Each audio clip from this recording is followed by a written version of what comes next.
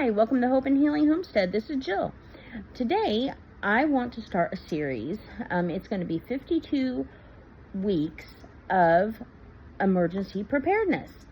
And we're starting off a week behind. So, I'll be putting out 2 videos back to back. So, what this is going to entail is things to do to get ready for emergency preparedness. Now, my form of emergency preparedness primarily focuses on weather emergencies and natural disasters and medical emergencies, because I believe those things happen to everyone at some point in time or another. Now, they can vary from place to place depending on where you live. Right now in our country, we are having the ungodly fires out in California, but we're also having, where I live, these snowstorms.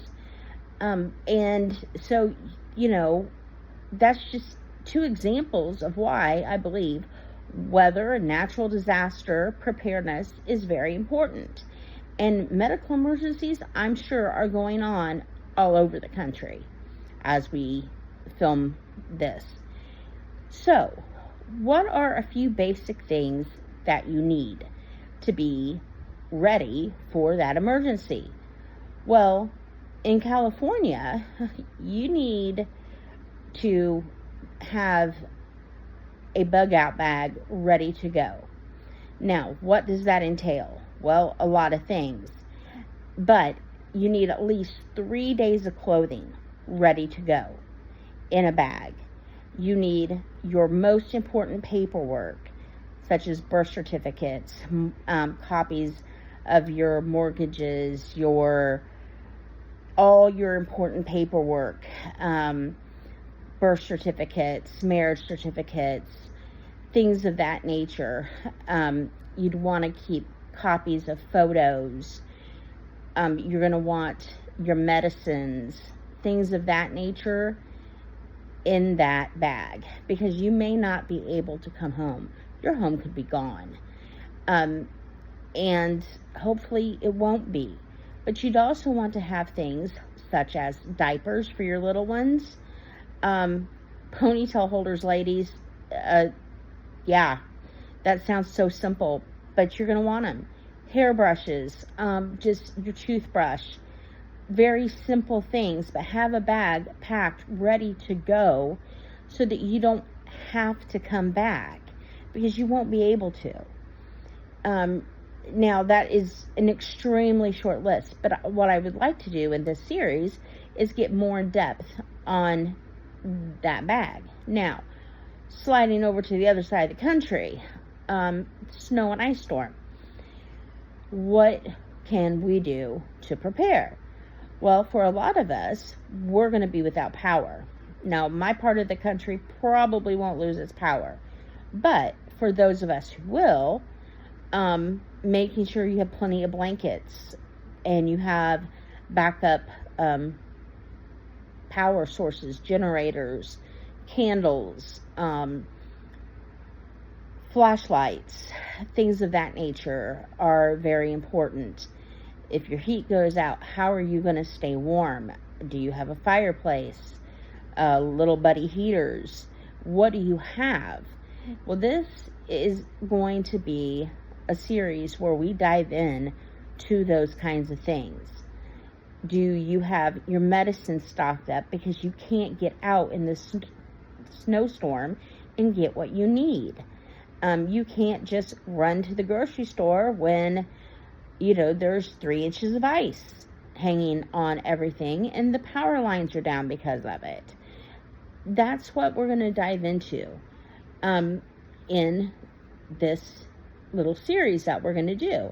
We're just going to nibble on it a little bit at a time each week for 52 weeks. And I hope you stick with me through this whole series, and we'll get to know each other better that way too. For today, for each of our scenarios, the fire and for the snow, there's a couple things that is always important to have. Number one, a Bible. I believe it's very important to have a Bible in your bug out bag. That would be number one. Number two, I would have a power cord to recharge your cell phone, and if possible, a solar or a hand crank charger for your cell phones in both cases. The next thing, and this would be like our fourth thing, and that would be water. They say you need at least 3 gallons a day per person. Now, if you're bugging out in case of a fire, you don't have time to get 3 gallons a day of water per person.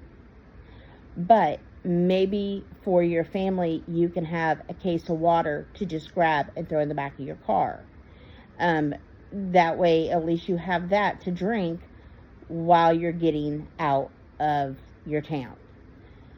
For those at home, in a snowstorm, the power goes out, and if your water doesn't run, which those on well water, it won't, you need at least 3 gallons a day per person of water.